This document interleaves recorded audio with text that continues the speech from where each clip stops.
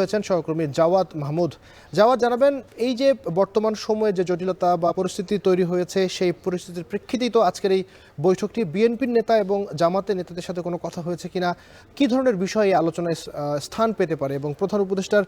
থেকেও কি ধরনের আলোচনা আসতে পারে, বিস্তারিত বলবেন।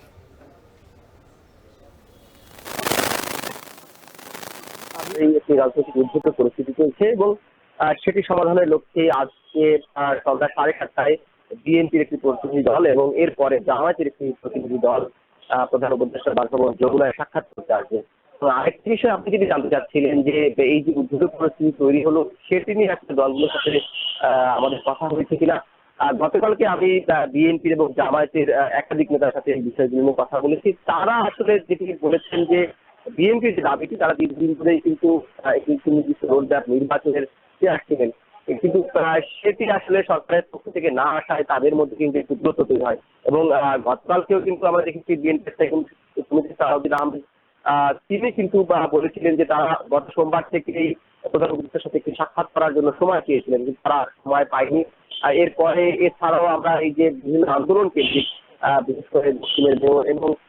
বিএনপির যে প্রার্থী করছেন তাকে ঘিরে এবং বিভিন্ন আন্দোলন দাবি দাওয়া নিয়ে এবং সবশেষ সেনাবাহিনীর বক্তব্যকে ঘিরে এক ধরনের অসন্তোষ তৈরি হয় যে রাজনীতির ময়দানে এবং সেটিকে ঘিরেই প্রধান উপদেষ্টা কিন্তু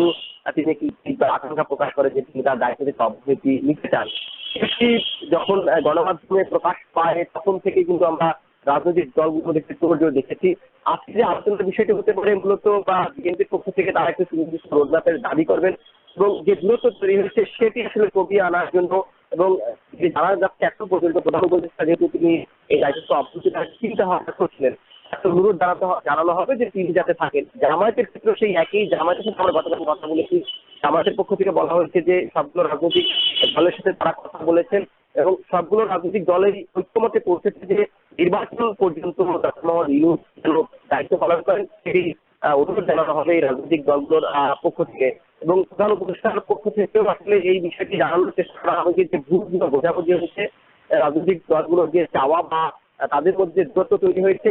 সেটি কিভাবে কমিয়ে আনা যায় বা সেটি কমিয়ে আনার লক্ষ্যে কিভাবে কাজ করবে সেটিও আসলে আজকের যে বৈঠক সন্ধ্যার পরে বিস্তৃত হবে দুটি দলের সাথে সেটি আলোচনা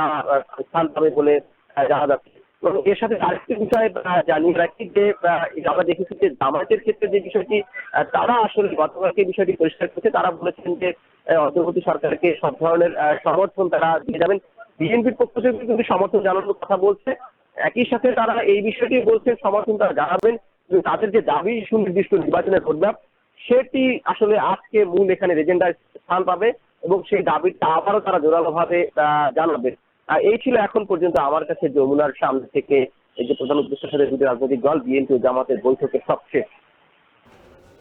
যমুনার সামনে থেকে বিএনপি এবং জামাতের সাথে প্রধান উপদেষ্টার বৈঠক রয়েছে সন্ধ্যার দিকে, সেই খবরের বিস্তারিত জানছিলাম।